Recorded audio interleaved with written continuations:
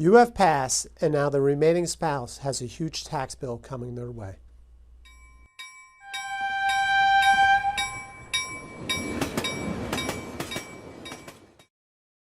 Welcome, everyone, to another edition of the Highball Advisors Railroad Retirement Whiteboard.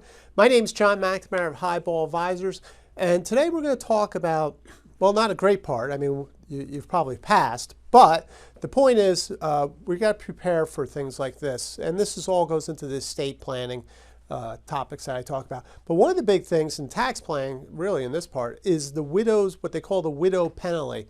So it could be widow, widowers, right? But in this parlance, it's just a widow's tax penalty, right? So what am I talking about?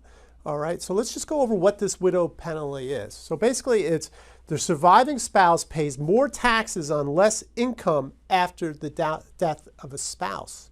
All right, so what happens is you've been married, you've been filing your taxes, married, filed jointly, MFJ, right? Filing jointly.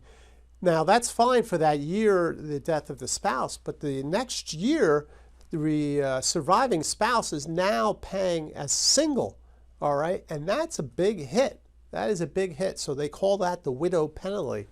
So just to give you an idea, this year, 2023, the 12% bracket for married filed jointly is between $22,000 and $89,000, all right? So that's for a couple. All right, and then single, 11,000 only to 44,000. Okay, so after 44,000, you're now moved up into this 22% bracket. That's a huge jump from 11% up to 22%. So let me walk you through an example of what I'm kind of talking about here.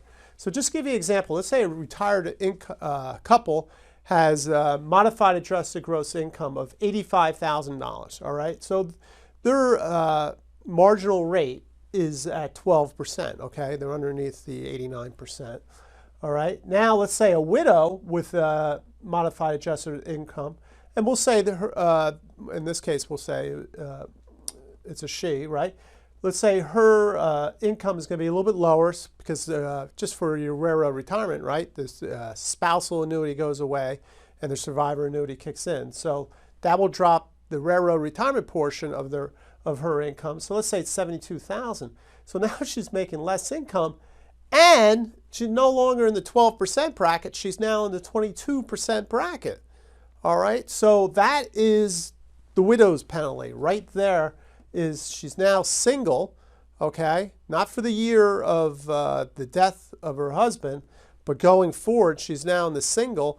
And now she's moved up to her 22% bracket. So this is all that stuff I talk about is tax planning. Very, very important that you prepare for things like this, right? Obviously, one's going before the other, and this penalty is going to come into play. And then just as an aside, I like to bring up is for maybe the higher income couples, right?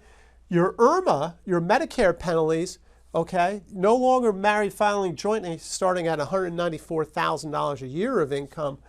Single, they start at $97,000 of income.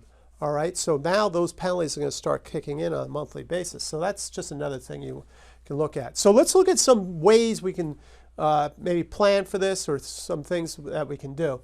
So immediately in the year of the death of the spouse, you want to do as much of a Roth conversion as you can inside that married filing jointly bracket, all right? Because that's your last bite of the apple in that higher bracket there, you know, unless you get remarried or something. But that would be your last chance there. So you really want to take advantage of that, you know. And it's tough to have those conversations, especially, you know, after death of a spouse.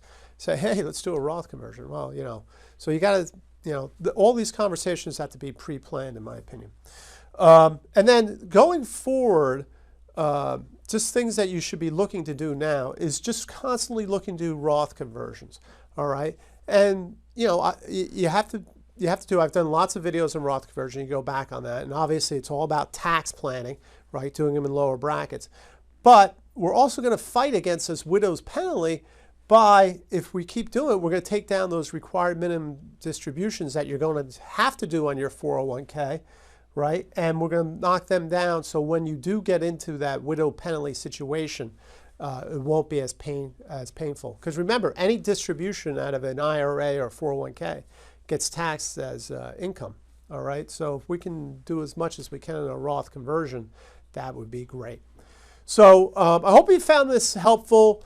Reach out to me if you're at or near retirement. Go through my Boarding for Railroad retirement process. This is the type of tax planning that I like to help my clients with. It's good stuff there. All right, click on this video. Click on the notification bell to get the latest video. Until next time, everyone, please stay safe, stay on track, and take care. So long, everybody. Bye.